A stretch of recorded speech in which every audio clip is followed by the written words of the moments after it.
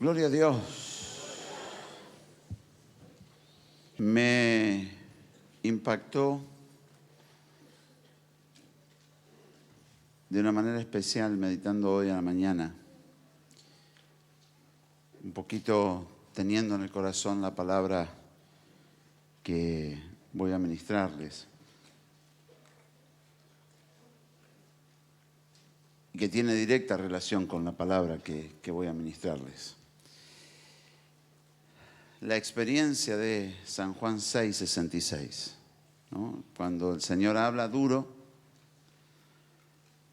y aún sus discípulos, no estábamos hablando de los fariseos, sus discípulos se van.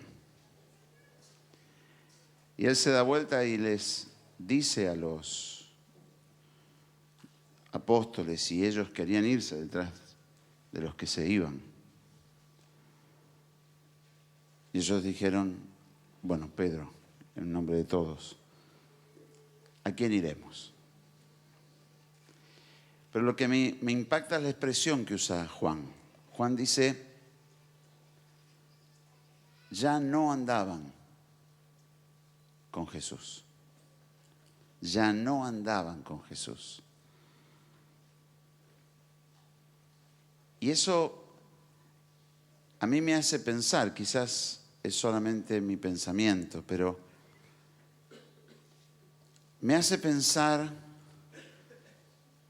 en un grupo de personas o en personas que no son los que pegan el portazo y están ofendidísimos y se van con un enojo terrible, sino aquellos que dejan de estar, dejan de andar, dejan.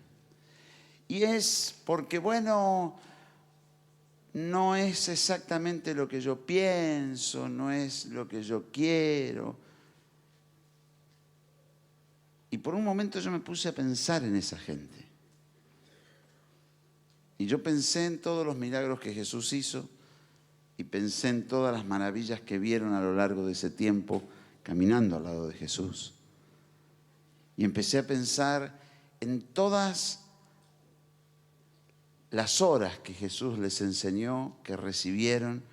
Empecé a pensar en los momentos donde el Espíritu Santo descendía y los llenaba y tocaba sus vidas de una manera magnífica.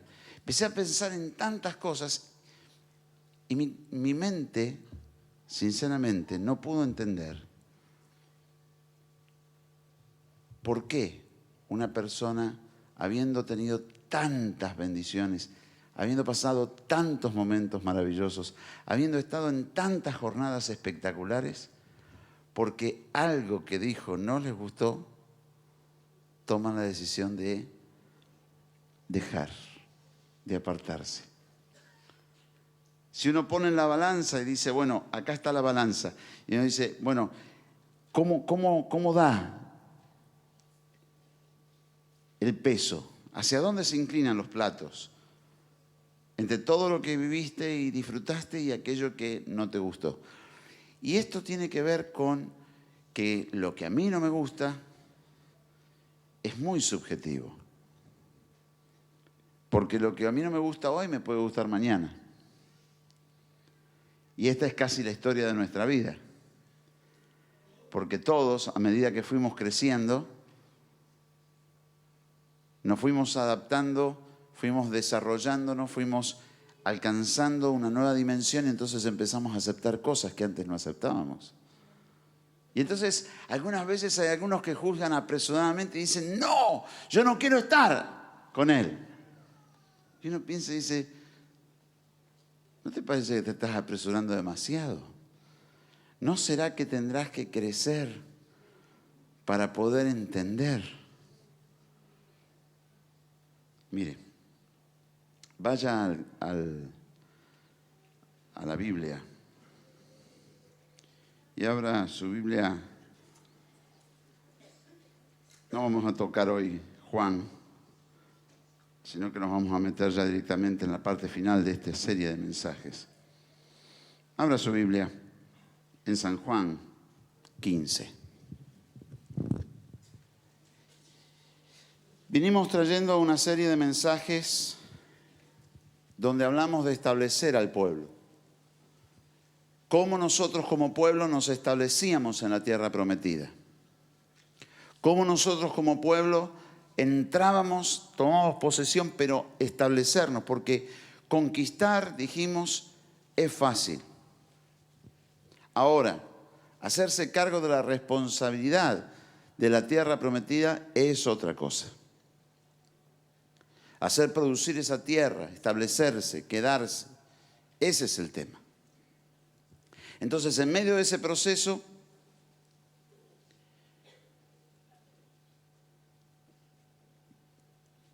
fuimos viendo que teníamos que emanciparnos. Y esto es vital, porque nadie puede hacer esta tarea dependiendo de. Yo no puedo depender de nadie. Es terrible cuando la gente intenta hacer las cosas dependiendo de. Inclusive hay malformaciones que se generan, donde la dependencia produce esclavitud, quieras o no. Hijos que dependen de los padres para todo. No se desarrollan ni generan su propio camino.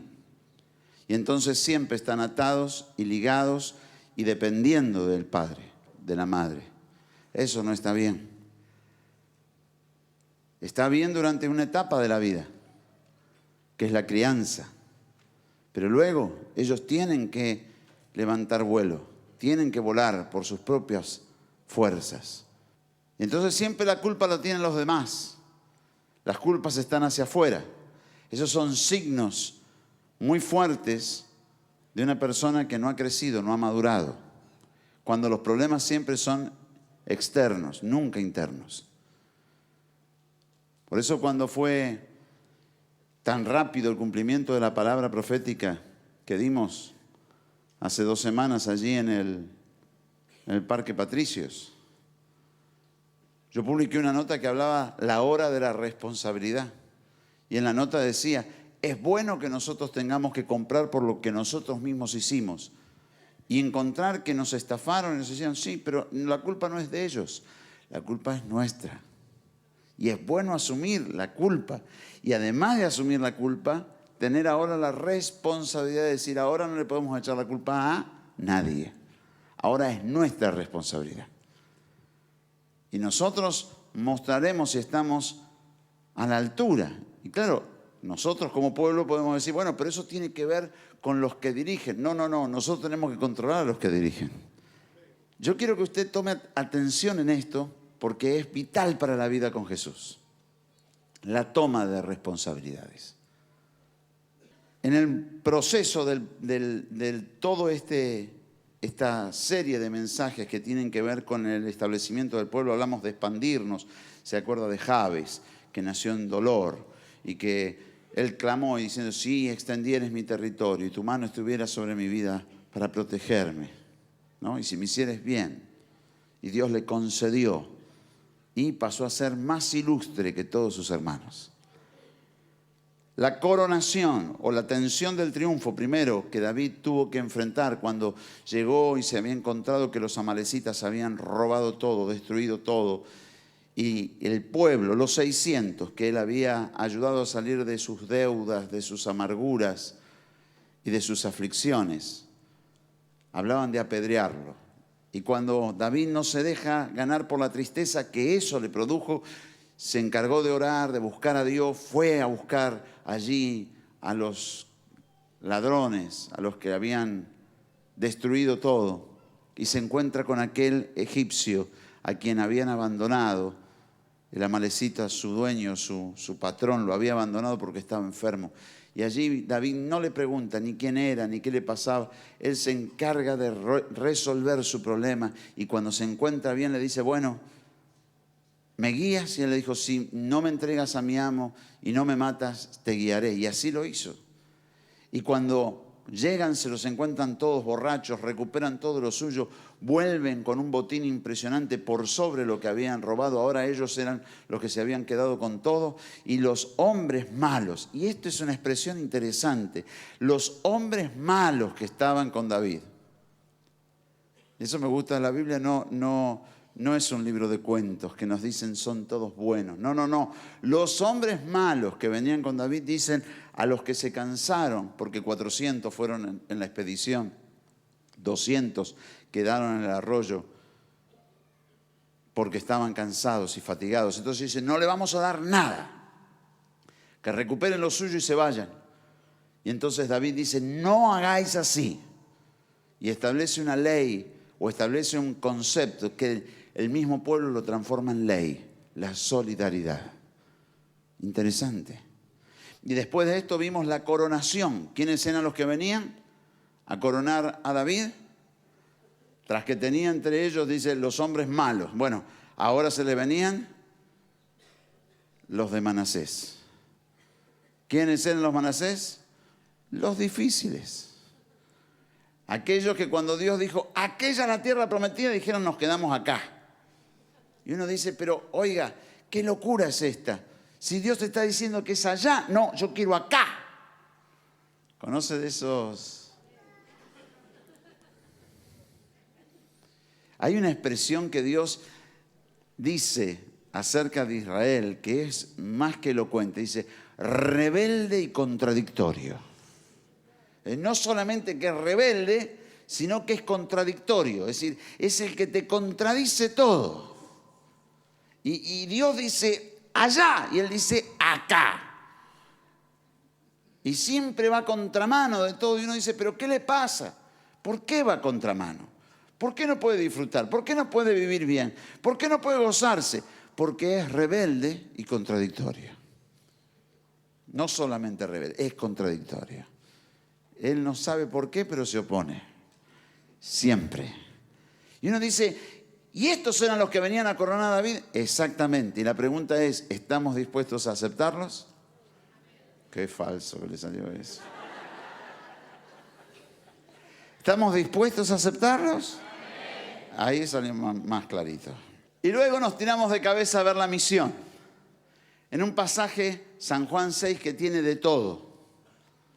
Porque el Señor va a multiplicar los panes y los peces, va a hacer milagros, va a hacer maravillas, va a caminar arriba del mar, pero también se va a confrontar con aquellos que venían siguiéndolo y aparentemente uno podría decir, pero escúcheme, la gente se está acercando, no los chumbe, no se ponga rígido, pero Jesús, que conocía su corazón, va a establecer una conversación con ellos áspera, dura, en la cual Jesús va a hablarles directamente al corazón hasta que logra que ellos saquen todo lo que tenían dentro del corazón, que no eran cosas buenas precisamente, y entonces determinaron irse. Y muchos de los discípulos determinan irse detrás de ellos. Porque la palabra que Jesús dijo era contradictoria, era difícil de entender. No os dio Moisés pan del cielo.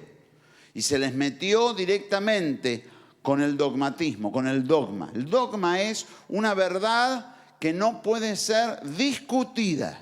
Entonces esa verdad que no puede ser discutida se establece como un pilar, como una cuestión que nadie la puede abordar. Y esto es lo que le pasa a muchos. Y entonces cuando uno toca esos puntos, miren, no les importó que era Jesús, no les importó los milagros que había hecho, no les importó todo lo que habían visto, no les importó que caminara sobre las aguas, porque ellos sabían que habían caminado sobre las aguas, porque llegaron y dijeron, no había ninguna barca del otro lado, ¿cómo llegaste acá? Si nosotros vimos que tus discípulos se fueron en la barca, ¿cómo fue que llegaste acá? Ellos sabían. Sin embargo, ante la controversia, porque se les metió con el dogma, ellos le dicen, ¿qué señal muestras? Porque nuestros padres comieron el maná, comieron el pan del cielo en el desierto. Y es interesante porque no hacen referencia a Moisés, hacen referencia a sus padres, las familias patricias, los que se creen con derecho. ¿Por qué? que en realidad no sé de qué se enorgullecían, si esos, los padres de ellos eran los que airaron a Dios en el desierto, al punto que Dios dijo, no entrarán en mi reposo. Y los estuvo dando vueltas en el desierto hasta que murieron todos los de esa generación y recién la generación siguiente pudo entrar en la tierra prometida. Y uno dice, pero ¿de qué orgullo pueden tener si lo que hicieron fue una barbaridad? Bueno, es que hay muchos que se enorgullecen de las barbaridades que hacen y las enarbolan como si fueran banderas dignas. Y esto lo vemos hasta el día de hoy. Gente que está convencida que las atrocidades que hizo está bien. Y eso es terrible. Inclusive, si usted se fija, mira en la televisión, en los medios de comunicación, por intereses, hay quienes defienden esas causas. Y uno mira y observa y dice, pero ¿cómo pueden defender semejante barbaridad? Terrible, pero real. Y en medio de todo eso, veíamos a un Jesús que se planta y no va a aceptar lo que sucede. Yo creo que uno de los grandes problemas que nosotros tenemos en nuestra época es que, bueno, no es de ahora, no es de este momento, sino que esto arrastra siglos y en la iglesia cristiana ha sido terrible. Los dogmas han destruido la conciencia de las enseñanzas de Jesús. Y entonces hemos tenido durante mucho tiempo un Jesús desdibujado. Cuando usted llegó a los pies de Jesús, usted tenía un Jesús que castigaba y un Dios que castigaba. Durante mucho tiempo yo utilicé un latiguillo mientras que predicaba permanentemente. Decía, qué bueno mi hermano, qué bueno que Dios es tan bueno. Y lo usé para cambiar un concepto porque la gente consideraba que Dios era malo. Y cuando venían a pedir oración, uno notaba que el pedido de oración era porque Dios los iba a castigar. Y siempre estaban esperando lo malo, lo negativo, lo terrible, lo cruel. Nunca estaban esperando el milagro, nunca esperaban la salida, nunca esperaban la recompensa, nunca esperaban que Dios hiciera algo bueno por ellos, sino que estaban preparados por algo malo. ¿Y de dónde salió eso? Mire, y si los enseñaron a orar desde chiquititos diciéndole, por mi culpa, por mi grandísima culpa, ¿qué quiere que crean? Si les estuvieron taladrando la cabeza, les metieron en el alma pensamientos y sentimientos que no tienen nada que ver con lo que Dios opina. Y entonces cuando se acercaban a Dios, ¿qué encontraban? Un Dios que los juzgaba, un Dios que los condenaba. Y uno dice, pastor, ¿y nosotros dónde estamos? Acá en la iglesia esta mañana para escuchar lo que Dios quiere sobre tu vida. Entonces, el final de San Juan 6 es impresionante. Jesús dice, muchachos, ¿no los elegí yo a ustedes? Y uno de vosotros es diablo, haciendo referencia a Judas, que obviamente era de Independiente.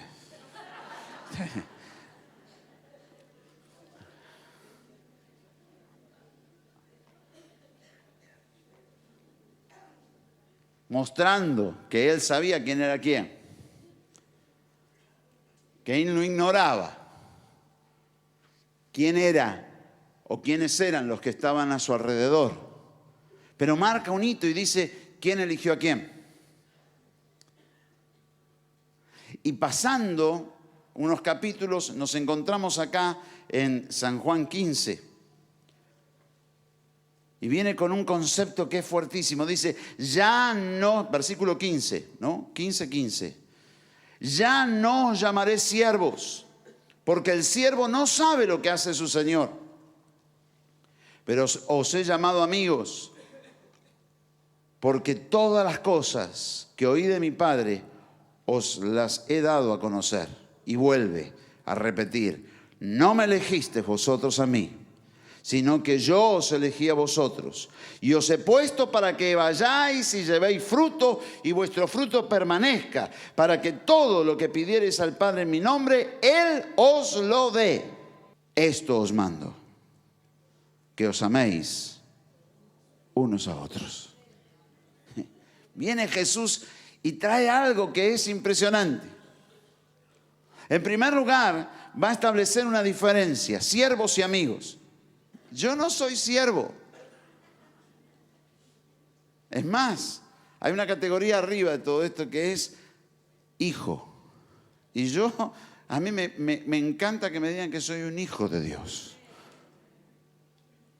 Pero Jesús va a establecer esta diferencia y dice, el siervo no sabe lo que hace su Señor, pero el amigo sabe todas las cosas. Y entonces Jesús dice, ya no los voy a llamar siervos, sino que los voy a llamar amigos. Y aclara por qué. Porque les he dado a conocer todo lo que me ha dicho el Padre. Todo lo que me ha dado el Padre, os lo he dado a conocer. Quiere decirse que la diferencia entre siervo y amigo tiene que ver con lo que yo he recibido de Él, lo que Él me ha transmitido, lo que conozco de Él, la relación que nos une, aquello que nos liga.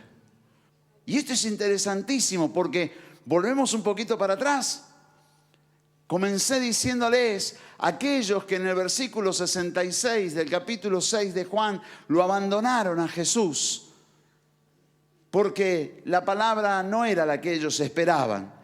Habían visto milagros, maravillas, habían visto todo lo que, pero no les gustó lo que Jesús dijo y se fueron. Y entonces Jesús acá está hablándoles a los que se quedaron. Y les dice, todo lo que yo recibí lo di a conocer. Quiere decirse que aquellos cuando recibieron ese conocimiento se dieron vuelta y se fueron porque no resistieron, porque no creyeron, porque no les gustó, porque no les pareció bueno, porque entraron en contradicción. ¿Ve? Cuando Dios le decía rebelde y contradictorio a Israel, entraron en contradicción con Dios. Pero esto es algo interesante. Jesús se planta y les dice muy claramente, muy bien, ustedes ya no son siervos. ¿Por qué? Porque hubo mucho que yo tuve que darles a conocer y es probable que no entendieran. De hecho, dice la Biblia que hablaba por parábolas para que no entendiesen. Y los mismos discípulos después le tenían que preguntar para que Él les explicara y les diera a conocer qué quería decir en esas parábolas. Y entonces esto nos lleva a presentarnos ante Dios en una situación. Yo entiendo todo lo que Dios dice. Yo acepto todo lo que Dios dice. Y son dos conceptos completamente diferentes. Porque yo sin entender puedo aceptar. Porque estoy considerando que lo que Él dice es bueno. Y esto es lo que Jesús les está diciendo a este grupo. Les está diciendo, ya no son siervos. ¿Por qué? Porque ustedes recibieron y aceptaron aún lo que no entendían.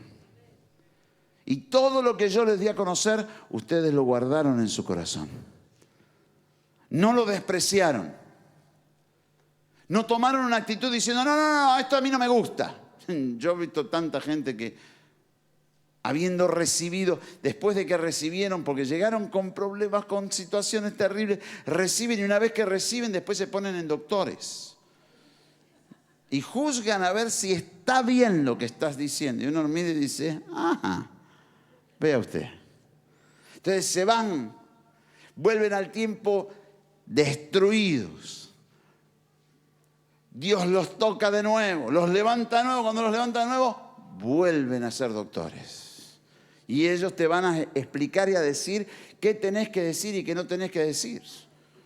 Y uno dice, ¿pero qué le pasa? Es que quiere dirigir.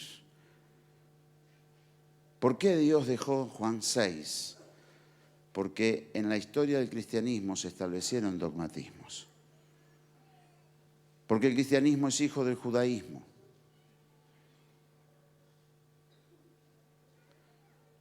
Y cuando digo que es hijo, Estoy refiriéndome al hecho de que cuando usted toma la Biblia, en el Antiguo Testamento, lo que encuentra la historia de Israel.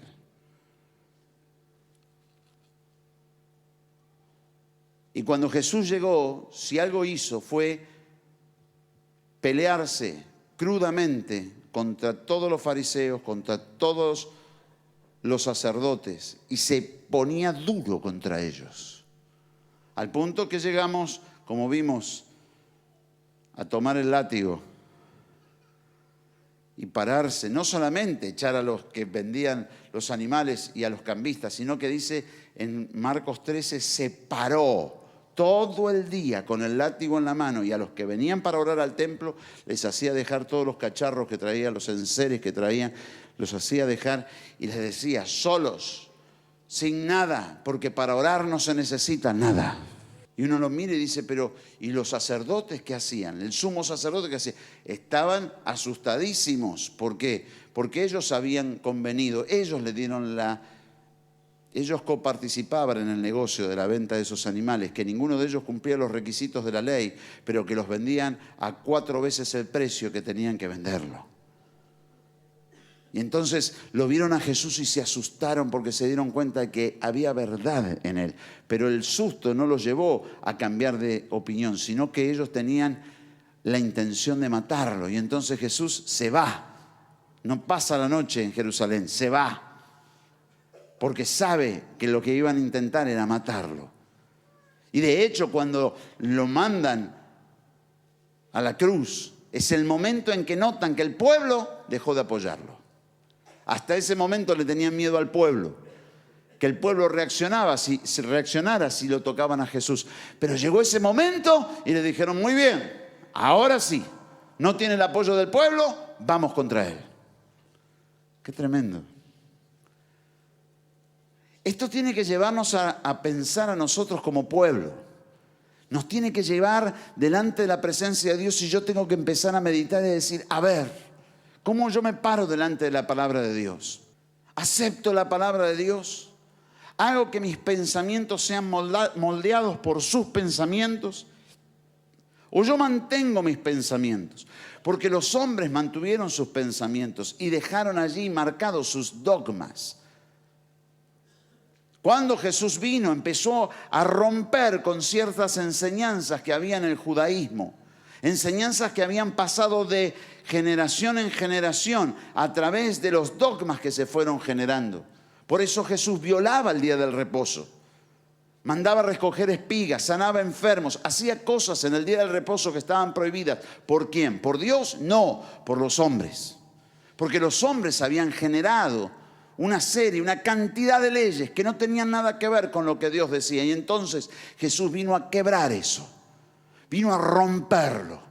Ustedes se acuerdan de casos impresionantes. Jesús está viendo cómo le traen a una mujer que la encontraron en el acto mismo del adulterio. ¿Qué decía la ley? Que había que apedrearla hasta matarla. ¿Qué responde Jesús? El que esté libre de pecado, que tire la primera piedra. Y entonces todos se van. Y cuando se van, mira a la mujer, dice, ¿dónde están los que te querían matar? Se han ido todos. Y él le dice, mujer, ni yo te condeno. Vete y no peques más. Rompe con patrones que había. Mire, con respecto a la mujer, es muy interesante. Un día vinieron unos fariseos y le preguntaron, Jesús, ¿qué decís vos de la ley del divorcio y de...?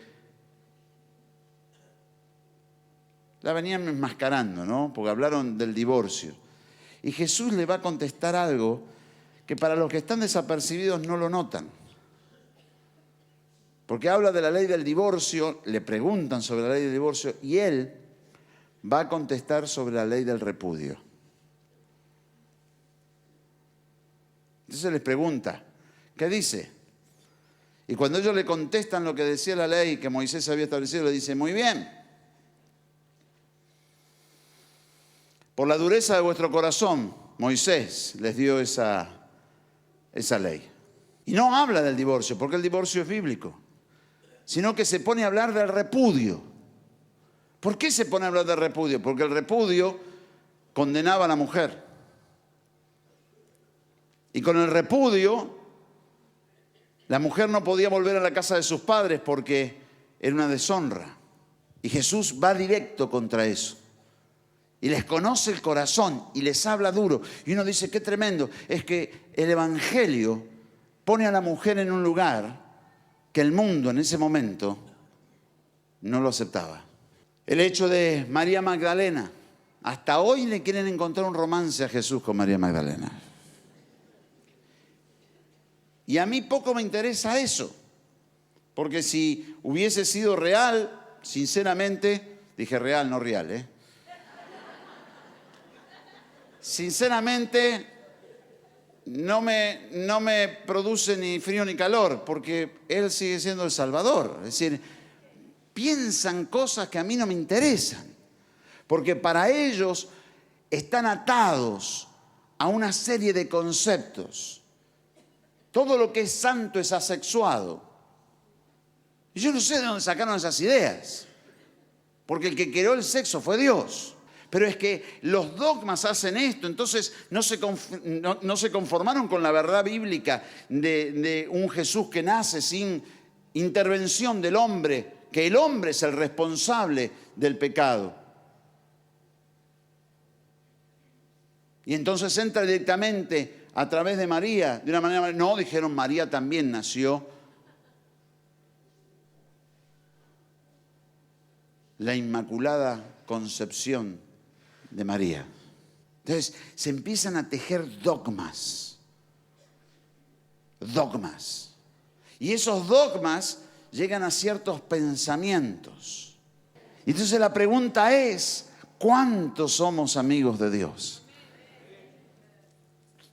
¿Cuántos podemos ser depositarios de la confianza que Dios te diga todo? ¿Cuántos podemos recibir lo que Dios quiere hacer? Dios dio una palabra, se cumplió, muy bien, voy detrás de esa señal. ¿Por qué? Porque estoy siguiendo lo que Él dijo, no lo que los hombres dicen. Y yo creo que llega el momento en que se quiebra, se parte todo lo que los hombres dicen. Y que nosotros estamos viviendo en un tiempo especial. Los profetas fueron llamados en la Biblia para contradecir mucho de lo que decían. Una definición fuerte de parte de Jesús. ¿Por qué? Porque esos dogmas hacían que el pueblo no aceptara una voz que fuera diferente. Y muchos consideran que las voces tienen que ser condenatorias. Todo es pecado, todo es pecado. Entonces eso es un buen profeta. ¡No! No tiene que ver con eso. Es más, a Jesús lo juzgaban por ser liberal. ¿O usted no lee en la Biblia que dice, qué hace con publicanos y pecadores? Comiendo y bebiendo con publicanos y pecadores. Enojadísimos con Jesús. Porque hoy lo vemos a Jesús y todos estamos pensando en catedrales, en templos, en cosas. Pero en aquel momento Jesús era uno más. Que se sentaba a la mesa y comía y dice, ¿qué hace comiendo ahí? Fíjate, están tomando vino. Y lo miraban a Jesús y lo ponían esa cara de espanto y decían, y este va a ser el Redentor. Fíjate con quién anda, con Zaqueo. Yo no sé si le pusieron el nombre a él o si la etimología de la palabra Zaqueo viene por ahí. No se escribe igual, ¿no? Pero uno mira y dice, qué bárbaro. El petizo, porque era chiquito, que se subió al árbol para, ¿no?, poderlo ver a Jesús. Bravísimo. Al que lo he estafado se lo revuelvo cuadruplicado. Tenía que estar bien convertido, Era judío, mi hermano. Para decir eso tenía que estar bien convertido. ¿O no? Los que se ensanchan y dicen, ¿viste lo que dijo el judío? No era armenio. Eso era un milagro mayor.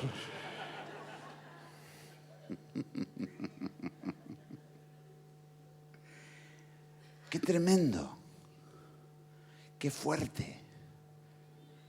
Un Jesús que vino a romper con todos los dogmas y que se plantó y dijo, acá estoy. Vine a bendecir. y que se les planta delante y les marca una diferencia muy grande.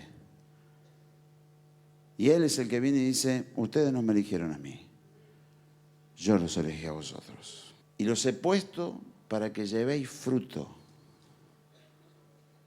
Dios te ha puesto para que lleves fruto. Tu vida será fructífera. Irremediablemente será fructífera. Recíbelo. Y el fruto que Dios quiere darte no es pasajero, sino que es fruto que permanece. Y entonces Dios te llama a hacer cosas trascendentes. ¿Qué es algo trascendente? Es algo que trasciende. ¿Qué trasciende? Las fronteras del tiempo. Cuando un fruto permanece es algo trascendente.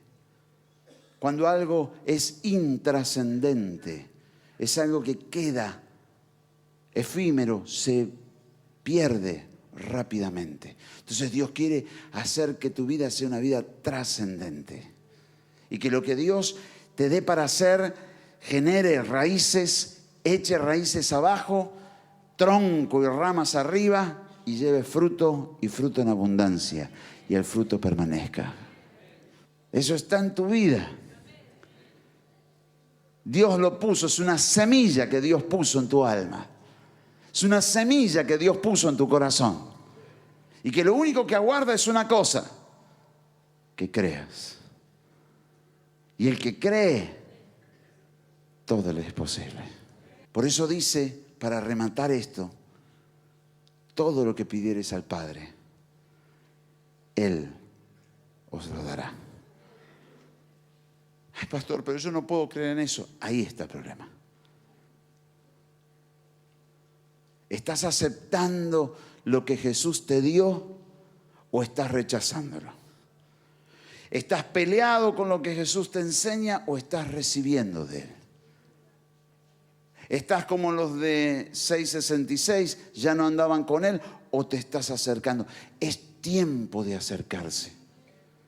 En estos días, con el conflicto que tuvimos allí en Avellaneda, hubo gente que se acercó y que han hecho cosas increíbles en este tiempo. Y ellos vinieron y dijeron, esto lo aprendimos en el Centro Cristiano Nueva Vida. Pero la cuestión no es apartarse, no es recibir algo y apartarse. La cuestión es permanecer.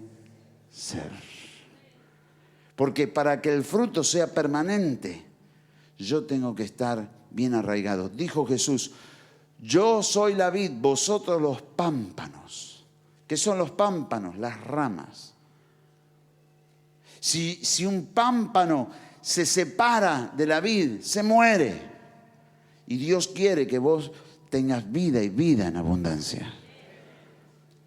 Dios quiere que tu vida sea una vida de fruto abundante y permanente. Dios quiere que entiendas que lo que le pides al Padre, Él te lo da. Porque lo pides en el nombre de Jesús. Nosotros tenemos el libre acceso al trono de la gracia, dice el libro de Hebreos, por Jesús. Y entonces se abre un panorama maravilloso. Ya no sos siervo, ya no sos sierva, sos hija, sos hijo. Y el hijo tiene la bendita capacidad de ser heredero. El hijo no pide permisos. El hijo ya los tiene otorgados. ¿Por qué? Porque es hijo. No necesita tener títulos. No necesita hacer proezas. Al nacer ya es hijo. Y no necesita conquistar o hacer algo espectacular. No. El hecho de nacer ya le da esa condecoración. Es hija, es hijo. Y cuando uno entiende esto y dice, epa, acá hay cosas que yo tengo que dejar que el Espíritu Santo me ministre. ¿Por qué? Porque algunas veces, aunque soy hijo, me siento como siervo. Y estoy pidiendo permiso y estoy pidiendo migajas porque me siento como siervo. porque me estoy sintiendo como siervo, porque mi alma está atada a ese pensamiento. Y yo tengo que ser libre. Y ahí descubrí algo. Nuestro Dios nos creó con espíritu, alma y cuerpo. Y dentro del alma tenemos el sentimiento, la voluntad y el raciocinio, el intelecto. Pero no siempre lo que entra en el intelecto llega a ocupar el espacio total de nuestra alma. Y cuando el Espíritu Santo toca la vida de las personas, Él se encarga de hacerlo todo. Por eso, cuando usted recibe un toque del Espíritu Santo, no solamente que vienen pensamientos, sino que también siente. Sus sentimientos son tocados. Y su voluntad es movilizada. Cuando el Espíritu Santo tenemos ganas de hacer cosas. Cuando Él viene, tenemos ganas. Y entonces entendí algo. La tremenda forma en que Jesús les dijo: no se vayan de Jerusalén hasta no ser investidos con poder desde lo alto. Necesitan ustedes primero tener el Espíritu Santo. Juan el Bautista lo recibió en el vientre de Elizabeth, su madre, cuando se encontraron con María, que tenía en su vientre al Señor Jesús. Tremendo. El Espíritu Santo fue el que descendió sobre Pablo, un rebelde y contradictor que andaba matando cristianos por todas partes, y lo transformó en uno de los apóstoles más arriesgados que tuvo el Nuevo Testamento. El Espíritu Santo. El mismo que Jesús decía: les conviene que yo me vaya, porque viene uno que estará con vosotros y estará en vosotros. Y entonces, si yo quiero entender que soy hijo, no lo voy a hacer simplemente por el razonamiento, sino que necesito tener experiencias con Él, toques de su Espíritu, gloria suya revelada. Cierra sus ojos. Señor, ahora desciende sobre mis hermanas. Señor, ahora desciende sobre mis hermanos. Espíritu Santo, comienza a obrar. Ahora, Jesús, envía tu gloria. Las lenguas del cielo comiencen a brotar de los corazones de mis hermanas y de mis hermanos. Sopla, Espíritu Santo, ahora. Urramacabayashira, la baraya kanda. Sanda la bacaya aquí a la badaya. Ahora, Señor, queremos dejar la esclavitud de ser siervos para transformarnos en amigos. Queremos, Señor, subir de esa situación o de esa condición, Dios mío, de esclavitud, de siervos. Queremos llegar a ser amigos tuyos. En los, Señor, los cuales tú puedas derramar todos tus conocimientos, todas tus verdades, toda tu gloria. Ahora, Señor, queremos ser dignos de recibir todo eso. Por eso, el único que nos puede llevar allí es el Espíritu Santo de Dios. Ahora llena nuestras vidas, ahora toca nuestros corazones, ahora ministranos con la intensidad de tu gloria. Ahora, Espíritu Santo, sopla. Ahora, Espíritu Santo, llena. Ahora, Espíritu Santo, transforma. Ahora, Espíritu Santo, inunda nuestra alma.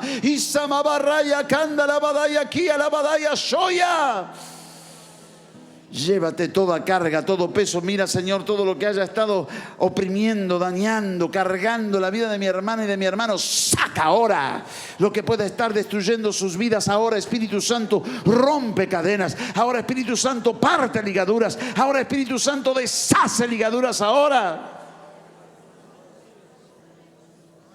por la diestra de tu poder, llévate todo lo que daña.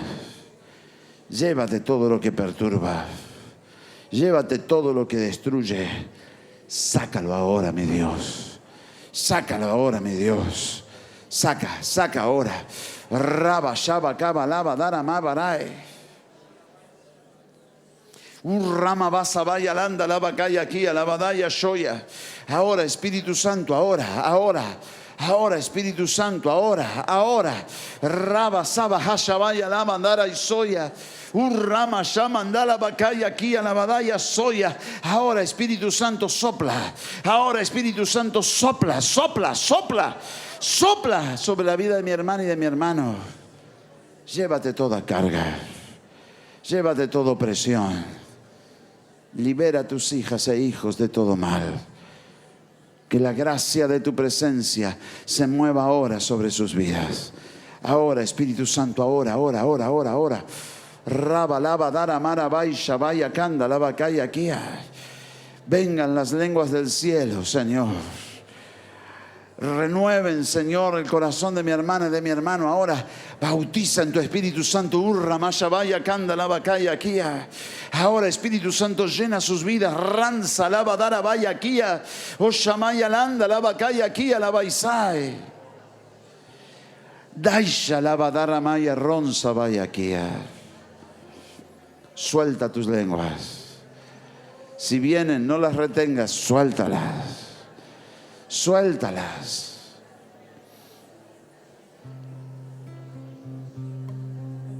Urramaba cansa vaya kia. Sai soy alaba raya kia.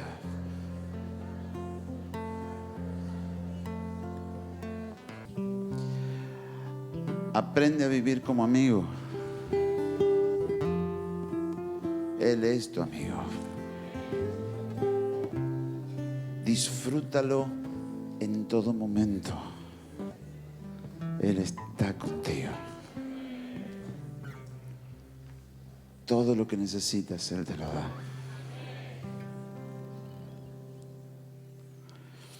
Recibí un mensaje en esta semana, 2 mensajes. Uno de un hermano que decía y contaba las 3 peticiones que tenía o que tuvo en el culto de metas. Una tenía que ver con su ministerio, el otro tenía que ver con su vida sentimental, quería formar una familia, y el otro era material, quería llegar a su primer auto 0 kilómetros. Dice, cuando me entreguen el auto en esta semana, se cumplió todo. Me casé, tengo el auto y mi ministerio que es evangelístico, veo cómo Dios se mueve de una manera increíble. Otra hermana me escribía y me contaba de los milagros que Dios hizo en su profesión y cómo ahora puede tener un consultorio y cómo Dios le regaló, milagros, sin poner dinero, sin tener nada, sin sacar créditos. Dios le entregó lo que hoy es su consultorio y ahora es propietaria de ese lugar. Y uno miraba y decía, es que nos tenemos que arriesgar a creerle. Y aquella palabra que fue dada para nosotros, Éxodo 34:10, haré contigo cosas que no han sido hechas, porque será cosa tremenda la que haré contigo. La descubrirás porque eres amiga, porque eres amigo. Si te consideras sierva, si te consideras siervo, no lo recibes, porque estás en un escalón inferior. Si te consideras amiga, amigo, si entras y le dices, Señor, yo recibo todo lo que tú me das, aún aquellas cosas que no comprendo, que no entiendo, que rompen los dogmas que me vinieron metiendo desde chiquitito. Oiga, Jesús nos liberó y te perdonó de todos tus pecados. Pero después Él quiere darte. Y el tema es si recibís lo que Él te quiere dar o si te pones rebelde y contradictorio. Esto es lo que va a determinar si sos siervo o si sos amigo. Porque el amigo va a hacer lo que dice el amigo por amor y el siervo hace lo que dice el Señor por obligación. Y hay una diferencia enorme entre vivir disfrutando lo que Jesús me dice que tengo que hacer y en sufrir permanentemente porque soy esclavo. ¿Lo entiende? Usted no fue llamado a esclavitud, sino a libertad. Y la libertad con la que el Hijo nos hizo libre es verdadera libertad. Por eso Él mismo dijo, si el Hijo os libertare, seréis verdaderamente libres. Aleluya. Y ahora eres libre. Algunas veces he definido mi ministerio como un escudo, donde trato de frenar y que golpeen contra mí los juicios que hay sobre los demás. Entonces, como hay fruto, no pueden, lo hacen encubiertamente, pero no pueden saltar y decir las cosas. Y uno ve una generación que se levanta transformada, una generación que no tiene culpas, una generación que ha sido lavada con la sangre de Jesucristo, una generación de amigos de Jesús. Ustedes, sus padres, sus abuelos, sus hijos y sus nietos. Generaciones llenas de gloria para tomar la tierra y ver la obra que Dios quiere hacer sobre su vida. Y que nada ni nadie los podrá detener, porque la mano de Dios está sobre su vida. Será cosa maravillosa la que Dios hará contigo. ¡Aleluya! ¡Gloria a Dios! ¡Gloria a Dios! Jesús te sana el alma. Jesús te sana el alma. Jesús te sana el alma. Aleluya.